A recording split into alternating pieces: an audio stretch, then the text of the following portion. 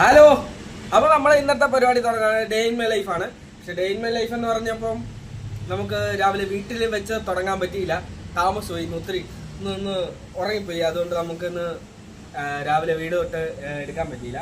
അപ്പം ഞങ്ങളിന്ന് എൻ്റെ കട തൊട്ട് ഞങ്ങളിന്ന് തുടങ്ങുവാണ്.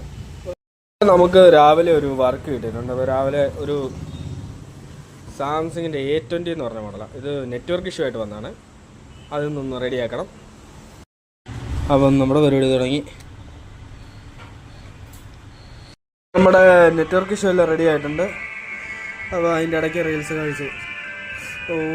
ഇത് കണ്ടപ്പോഴാണ് ഞാനൊരു കാര്യം ആലോചിച്ചു. നമ്മുടെ ഇന്നലെ എല്ലാവരുടെ റിസൾട്ട് വന്നല്ലേ. അപ്പം ജയിച്ചവർക്കും തോറ്റവർക്കും എല്ലാം എൻ്റെ വിധ കൺഗ്രാറ്റ്സ് തരുന്നു.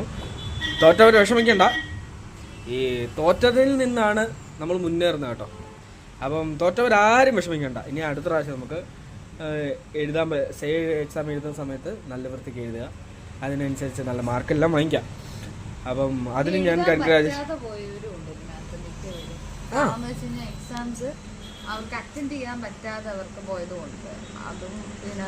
ചിലവർക്ക് വയ്യാത്തവരും കാണും. എന്തെങ്കിലും വയ്യഴുകിയോ അസ്വസ്ഥതയോ എല്ലാം വന്ന് ഹെൽത്ത് ഇഷ്യൂസ് കാരണം അവർക്ക് എഴുതാൻ പറ്റാതെ പോയതുകൊണ്ട് അങ്ങനെയുള്ളവർക്ക് വിഷമിക്കാറൊന്നുമില്ല, സേവ് വരുന്നുണ്ട്. അതൊക്കെ നമുക്ക് റെഡിയാക്കാം. അത് നമുക്ക് റെഡിയാക്കാം. നിങ്ങൾ പരിശ്രമിച്ചാൽ നടക്കാത്ത കാര്യങ്ങളൊന്നുമില്ല, എല്ലാം സെറ്റാവും. അപ്പം എന്താ രാവിലത്തെ ബ്രേക്ക്ഫാസ്റ്റ് കഴിക്കാൻ തുടങ്ങാണ്. ഞാൻ കഴിച്ചു കേട്ടോ. ഇനി എൻ്റെ പെണ്ണുമുള്ള മാത്രമേ ഉള്ളൂ കഴിക്കാൻ. അവർക്ക് പിന്നെ സമയമില്ല, അത് വേറെ കാര്യം. എല്ലാ പരിപാടിയെല്ലാം കഴിഞ്ഞിട്ട് വരണ്ട, അടുക്കളയിലെ എല്ലാ പരിപാടിയും കഴിഞ്ഞ് വേണം വരാൻ. അതിനിടയ്ക്ക് ഞാനും സഹായിക്കുന്നുണ്ട്, ഇല്ലെന്നല്ല. അപ്പം അങ്ങനെ പറഞ്ഞങ്ങോട്ട് കൊടു.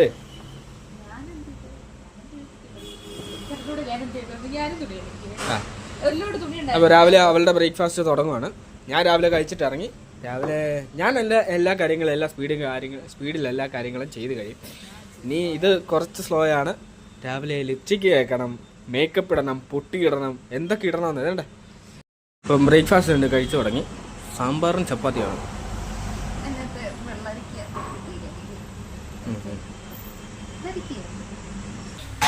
എൻ്റെ പെണ്ണുമ്പിള്ള തൂക്കാൻ തുടങ്ങിയിട്ടുണ്ട്. ഒന്ന് നോക്കിയേ, ഒരു ഹായ് കൊടുത്തേ. ഇതാണ് നമ്മുടെ കട. പന്ത്രണ്ട് സമയമായി.